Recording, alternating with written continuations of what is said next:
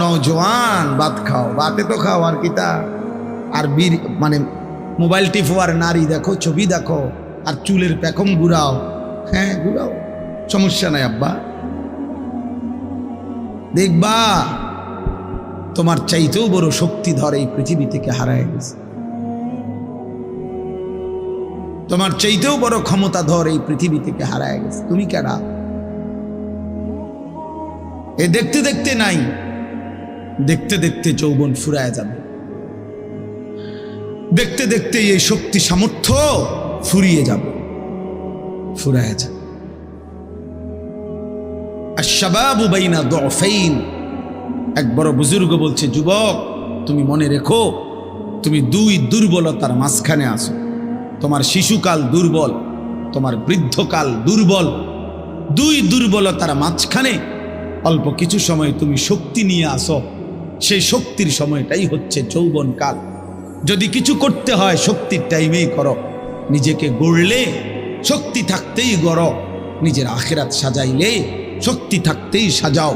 হয় তুমি পিছনের দিকে শিশুকালে আর যাইতে পারবা না, আর বৃদ্ধকালে পৌঁছে গেলে দুর্বল হয়ে যাবে, তখনও আর পারবা, অথবা কবরে চলে যাবে। এই জন্য 17 বছরের, 18 বছরের, 20 বছরের ছেলে তোমাদেরকে বলি, বাপ এত অল্প বয়সে যদি আল্লাহ পাকের এত বড় নাফরমান হও, মাত্র 18 বছর বয়সেও যদি তুমি আল্লাহকে এইভাবে না চিনো, 18 বছর 20 বছর বয়সে যদি তুমি একটা সেজদা দিতে মন না চায়, আরে জানোয়ার তুই 60 বছর পর্যন্ত যাইতে যাইতে তোর অবস্থা কি হবে? বেঈমান, এই বেঈমান, এই নিকৃষ্ট, তোর হালাত কি হবে? তুই 18 বছর বয়স না হইতে যদি আল্লাহর এত বড় দুশ্মন হস, তো তোর বাকি হালাত। 20 বছর না আইতে যদি তুই এত নারী দেখে ফেলো, এত উলঙ্গ ছবি দেখো, জানোয়ার, বাকি জীবন তাহলে কি দেখবা?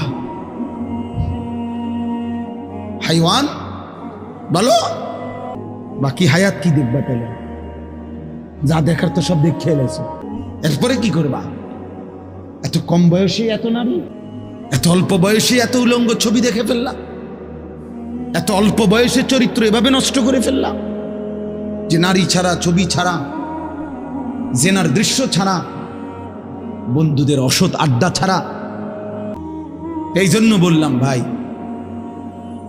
ভাবতে শেখো বাবা, বাকি হায়াত কি করবে, বাকি হায়াত কেমনে চলবে? তাইলে এত কম বয়সে যদি কেউ এত চরিত্রহীন হয়, তার সামনের হালাতটা কি বলে? 40 বছর পুষতে পুষতে তার অবস্থা কি হবে? 60 বছর কি?